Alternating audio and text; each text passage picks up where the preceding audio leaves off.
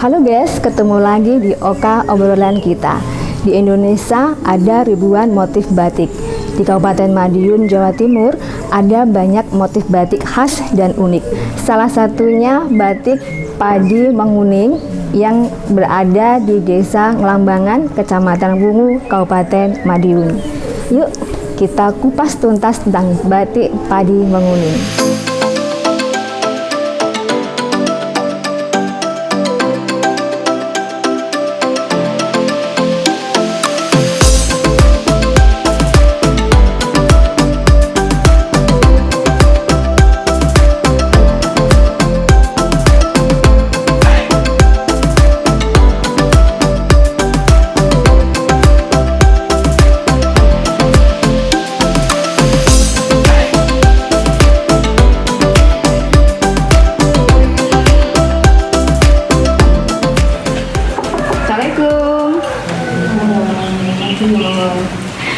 Ibu,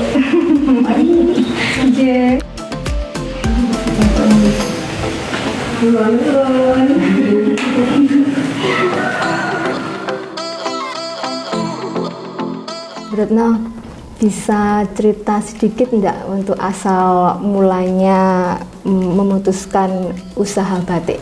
Oh ya, awalnya saya kan dari kelompok tani, Rapotan, terus saya juga kios pupuk, jadi namanya juga selingkup pertanian karena saya juga produsen benih padi. Gitu. Awalnya dari situ. Kenapa Padi Menguning? Karena awalnya dari usaha saya produsen benih padi. Dari padi itu tadi ya. Iya. Jadi terinspirasi oleh kegiatan-kegiatan Kapotan ya Bu ya. Okay. Nah, untuk motif yang diproduksi oleh batik Padi Menguning ini apa aja Bu? Sesuai dengan namanya Padi Menguning, jadi khasnya juga padi. Terus saya juga buat khasnya kabupaten sini kan ada kayak kampung pesilat, terus porang, terus korek dongkrek, itu juga masuk ke motif. Jadi kalau dongkrek kayak gitu ya waktu gambarnya nggak susah itu Bu. Dongkrek itu kan agak ada pentolnya, ada yang sebagainya gitu kan. Kayaknya susah banget ya bayanginnya. Ya nggak apa-apa, kita kebetulan saya sendiri kan suka seni dari dulu, jadi suka seni, tapi karena dulu orang tua nggak setuju mau sekolah di seni, akhirnya di hukum. Saya juga orang hukum, tapi karena ini hobi desain, motif juga kita bikin sendiri. Oh gitu Ibu Nje.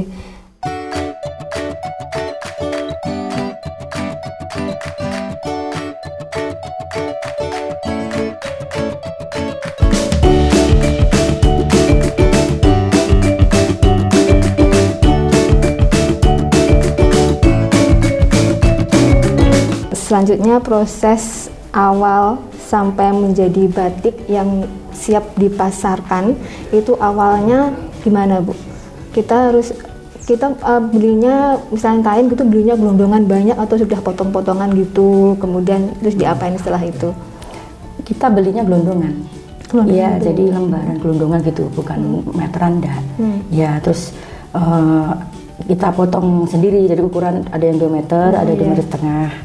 Terus prosesnya kita ngemal, jadi kita belat dulu di kertas itu, terus kita belat di kain, habis belat di kain kita canting, habis kita canting, kalau udah selesai kita pewarnaan. Kalau sudah pewarnaan selesai, kita wiki itu waterglass, jadi untuk penguncian warna.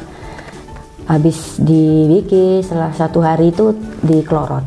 Proses klorot itu untuk menghilangkan malam yang bekas cantingan itu. Yang kayak lilin tadi ya Bu? Iya, biasanya seperti itu.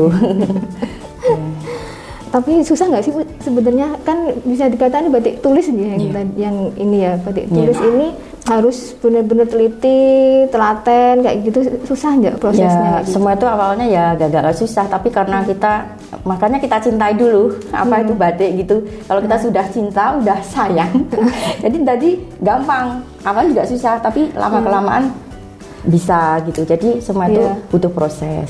Butuh proses. Tadi sempat nyoba kececer sedikit aja. Jadi awalnya nggak luas gitu ya, tapi lama-lama nanti kalau sudah ini luas. Bisa ya, langsung bisa. Sambil merem berarti bisa, Bu. Iya.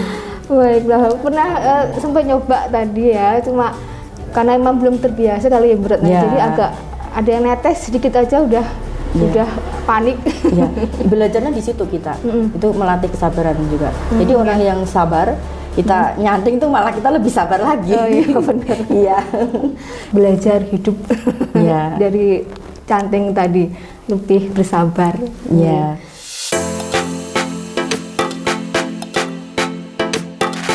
Karena prosesnya yang menurut saya ini rumit nih Bu Retno ya. Untuk harganya ini saya bayangannya pasti mahal banget ini, soalnya manual semua kan. Iya. Ya, itu harga di pasaran kayak yang udah jadi-jadi gini berapa Bu?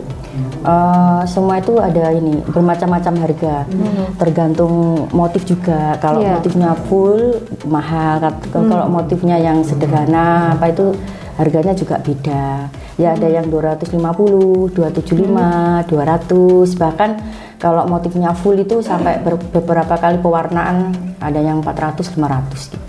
Wah, itu minimal ya Bu ya? Iya. Terus motifnya ini kan memang batik Padimungun itu punya khas sendiri karena motifnya gonjang sebenarnya, tapi kan kita namanya batik kan warisan leluhur kita. Jadi gimana supaya batik itu digemari sama masyarakat, bukan yang tua-tua saja, tapi yang milenial. Jadi anak-anak muda bisa memakai. Makanya kita selain pakem, kita juga mungkin ada tambahan motif lain apa gitu, kita desain sendiri. Desain sendiri, sesuai permintaan. Iya, sesuai permintaan juga. Budaya emang harus dilestarikan, harus dibiasakan dari kecil juga. Iya. Proses usaha ini, Bu Retno, apakah pernah mendapat pendampingan dari pihak Pemkab? Oh, alhamdulillah. Ada dari pemerintah kabupaten itu sangat mendukung sekali. Ya, ada Disperpora juga, Disperindak, Disnaker itu maksudnya kita juga dibimbing gitu dari dari kabupaten. Gitu ya. Sangat mensupport sekali. Mendukung ya. Mendukung dan mensupport UMKM Bu. Iya. Nah, Bu Retno, untuk batik secantik ini ini pemasarannya sudah sampai mana aja, Bu? Alhamdulillah, selain kita lokal juga banyak ya. Kebetulan dari Malaysia dulu pernah, terus dari Hongkong juga. Iya. Kalau dukanya misalnya ini, kalau musim hujan kita nggak ada panas itu otomatis WG-nya itu kalau pemesanan banyak itu kita kadang kerepotan kan karena juga cuaca. Jadi nggak kering-kering. Padahal kalau udah di WG itu harusnya kalau kering tuh langsung dicuci 1 hari bisa. Tapi kalau nggak ada panas sampai sehari 2 hari. Oh gitu ya. Ini betul musim hujan ya Bu ya. Musim hujan. Tapi harus telaten juga. Kalau musim hujan ya hujan, besoknya panasnya cuma berapa jam gitu aja. Iya. Nah, kalau kemarau tadi bisa langsung jadi. Bisa. Misalkan pagi di WG, sore sudah jadi. Di Kelorot udah jadi kain udah. Oh, udah siap dipasarin Iya, udah siap dipasarin. Apa yang tadi saya bilang kan memang saya suka seni ya. Jadi suka ngada-ngadain kayak fashion show gitu. Udah selain di lokal juga di Solo, di Surabaya. Kemudian nanti insya Allah kemarin mau ke Jogja, nanti mau ke Banyuwangi. Di sana kan ada karnaval gitu, kita berusaha masuk gitu. Ikut serta pameran UMKM gitu. Pameran UMKM juga. Iya. Paling jauh Bu di kota mana ini? Kalau baru di ini kan Surabaya toh kemarin dibawa. Di Surabaya. Iya. Kan kebetulan saya kan berdiri tahun berapa 2019 akhir saya. 2019. Batik. Iya. Promosinya itu ya fashion show juga itu. Kita ikutin fashion show batik. Bu Retno, ini kan sudah hampir 2 tahun ya.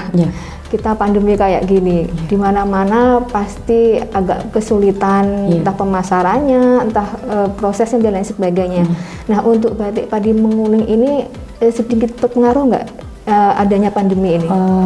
Pengaruh, ya ada sedikit sih, tapi alhamdulillah kita tetap bersyukur karena sekarang kan lewat kayak online gitu ya. Terus apa namanya pemesanan itu masih alhamdulillah. Terus ini kita beruntungnya kalau pas corona pandemi ini kita masih ada kegiatan, jadi kita membatik kan di rumah, nggak kemana-mana. Terus promosi juga online, pemasaran juga online gitu. Jadi alhamdulillah gitu aja, kita syukuri. Masih produksi aja Bu ya. Masih produksi terus, alhamdulillah. Jadi ada segi positif negatifnya. Termasuk positifnya itu kan karena kita juga memperkerjakan lingkungan gitu. Nggak jauh-jauh lingkungan kita bisa. Alhamdulillah kita. Oke, tadi mbak-mbaknya, ibu-ibunya tadi yang sekitaran sini. Ya sekitar sini. Harus menciptakan sebanyak-banyaknya lapangan pekerjaan gitu ya Bu ya. Iya. Karyawannya yang dipekerjakan di sini ada berapa Bu? Ini 6 Mbak. Ada 6 ibu-ibu sini. Ibu-ibu sini ya. Bu Retno, terima kasih udah menerima keterbukaan informasinya. Semoga bisa jadi inspiratif buat di rumah dan juga saya sendiri. Ya, sama-sama. Saya tim Padi Menguning, saya pribadi tim Padi Menguning juga mengucapkan banyak terima kasih dengan kedatangan dari Bapak-bapak dan Ibu Kominfo. Ini bikin tambah semangat lagi untuk berkarya. Insya Allah semoga diberikan kemudahan, kelancaran. Walaupun pandemi kita tetap semangat dan tetap berjuang. Hidup. Iya. Baik, terima kasih Bu. Monggo pamit. Monggo, assalamualaikum. Waalaikumsalam warahmatullahi. Nah guys, ternyata membuat selembar kain batik ini tidak gampang. Butuh ketelatenan dan pasti ketelitian. Sudah sepantasnya kita melestarikan budaya Indonesia batik. Sampai jumpa di Oka berikutnya.